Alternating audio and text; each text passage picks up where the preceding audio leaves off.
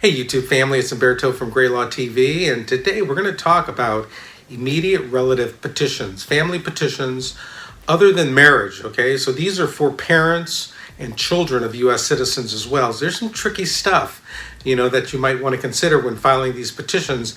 I've seen, again, in my practice, some problems that occur even when you have a simple petition, such as an immediate relative petition. You're thinking, no problem, right? I mean, this is going to get done.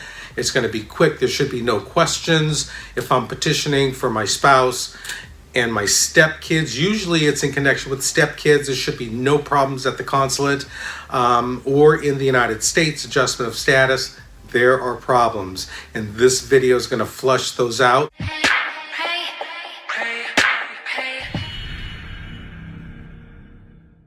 Hey YouTube family, thanks so much for all your support. Let me know what you want to see, right? Click the button, subscribe, like our videos. It means a lot to us, and we put a lot of time in these videos, researching. Courtney and I, she's got some great videos. We're going to put a library together for you guys where you can actually go and you can look at other videos that might be relevant to your questions, and we'll be posting those other videos so you can check them out. Check out the community tabs as well. We're doing a lot with the community tabs, keeping you updated, let you know what's going on.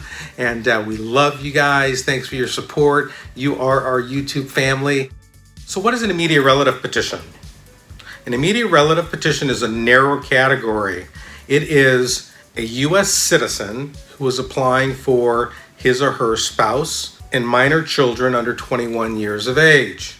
It can also be an adult U.S. citizen applying for his or her parents to get green cards. It's a narrow category. It is not a preference petition such as a green card, a person who's a permanent resident applying for his or her spouse or children. Okay, that's a preference category.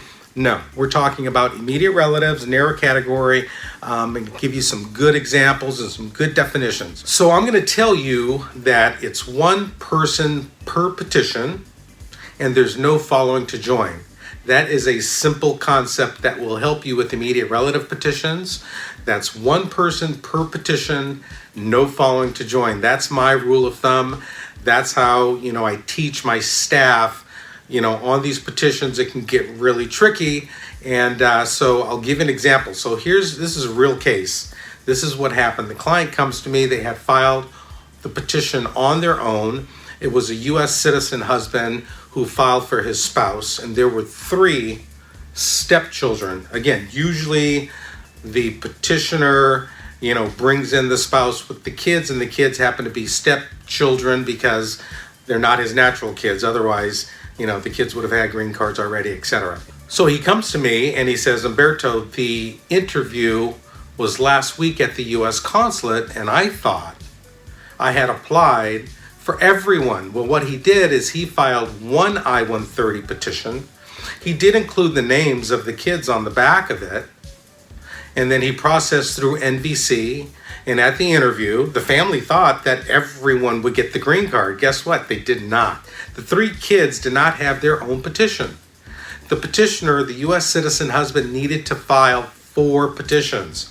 One for the spouse and one each for each of the children. People don't understand that. So the concept of following to join is usually it's in connection with preference petitions and employment-based petitions. That means children under 21 come in under the parent's petition and you don't need a separate petition. But that's not the case for an immediate relative. Okay? Children under 21, stepchildren under 21, they need their own petition. So in this case, they had to start over again. They had to file new petitions for each family member. So let's talk a little bit about definitions, okay? Child. That's pretty simple, right? Child is a kid under 21 years of age, all right? Stepchild gets a little bit trickier. The definition of a stepchild is the marriage must occur before the child's 18th birthday. I've had other cases where this is problematic. Let's talk a little bit about an example. So I had these are real cases, right? So I had a client who was living with his fiance for years. When they met, the 3 children were 12, 13, and 14 years of age. Okay, so He was afraid, deathly afraid to get married. I don't know why, but guys are kind of like that. So in any event, he waited and waited and waited. So finally he said, well, you know what? I'm going to marry her because I want them to get green cards, she and the family members. Two of the kids were 19 and 20 years old at the time he married their mom.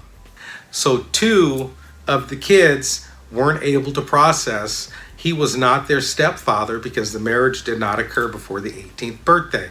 Again, same thing with adoption. For adopted kids, they can be immediate relatives. However, the adoption must occur before the kid is 16 years of age. And one other requirement is that before that child is 21, must live with the U.S. citizen parent for at least 2 years.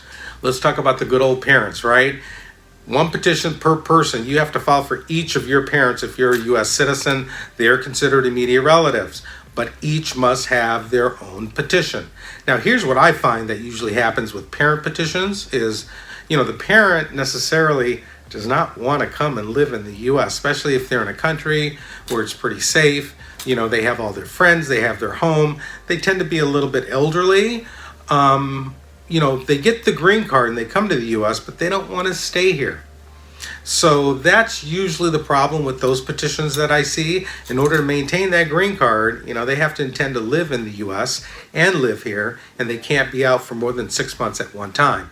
So, for these types of petitions, if the parent really doesn't want to come and live in the U.S., then don't waste your time and money. All right?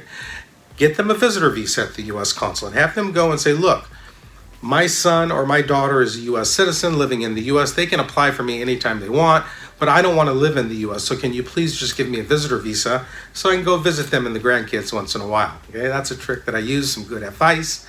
Finally, a lot of questions now with regard to these travel bans. Okay, I got a little bit of good news for you. Every one of my videos, I give you a little bit of good news, right?